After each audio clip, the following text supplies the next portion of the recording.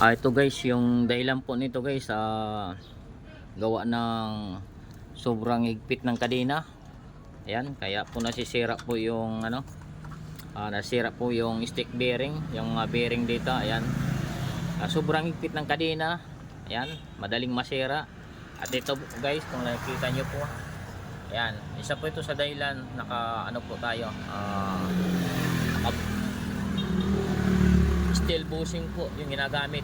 Ayan, pag naka steel bushing po kayo, ito po yung inuuna. Ayan, kasi nung bago ko ito binaklas, ito po yung natamaan noon dati. Ayan, na-build upan ko na po ito. Ayan, nakita niya, dati ko na itong build upan. Tapos ngayon, ang sinira na naman sa kanya, bumigay na talaga yung stick bearing sa gawa ng katagalan at naka steel bushing po, swing arm steel bushing po, tapos sa sobrang higpit ng kadena. Yung po ang nangyayari dito sa main axle, sa output axle po ng TMX 155. Kaya po nasisira po yung mga bearing dito, at doon sa loob yung pinakamaliit na stick bearing doon, yun po ang karamihan. Yan po, base po sa experience ko sa TMX, dahil may TMX po ako, 20 years na po ang ginagamit ko.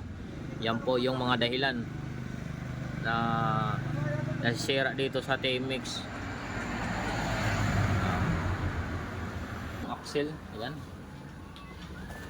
genuine, nilagay natin. Ayan po.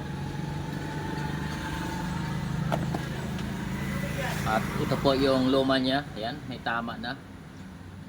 Bali, pinalitan natin ng bago. At isalpak natin din.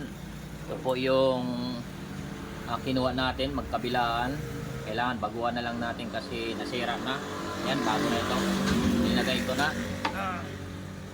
Kita nyo po. May dalawang klaseng torque shifter po. Ito po yung malaki, sa baba po ito po sa taas.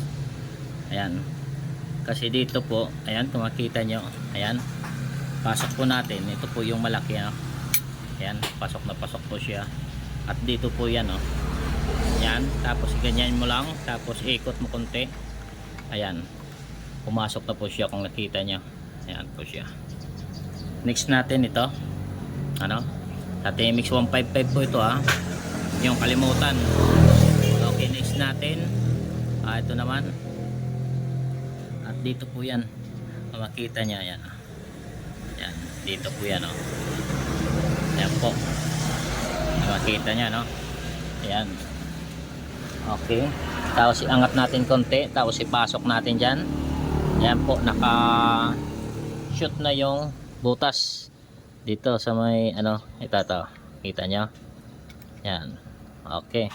Ngayon, next natin ito, bago natin ilagay, lagyan muna natin ng kunting pampadulas.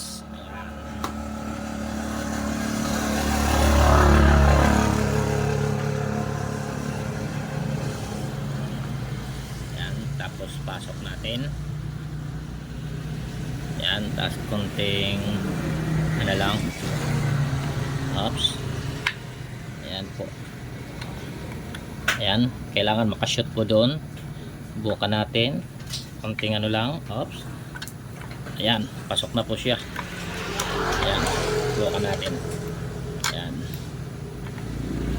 pasok na po. Ayan po, okay. Next,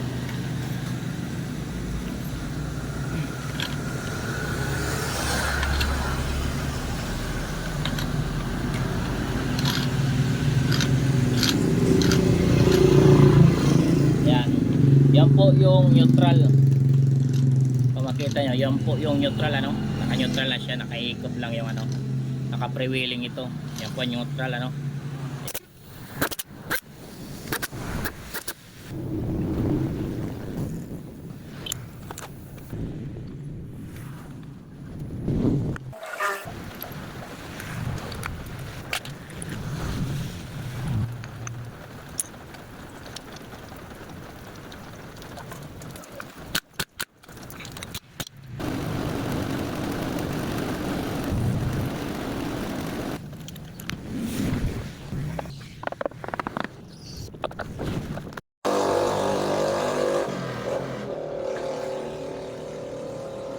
Iling na siya daw, ilog na. Tapos liwat. Sarili.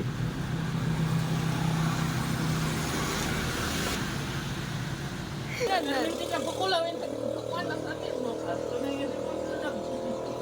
Assistant ito. Apply na rin. Ito.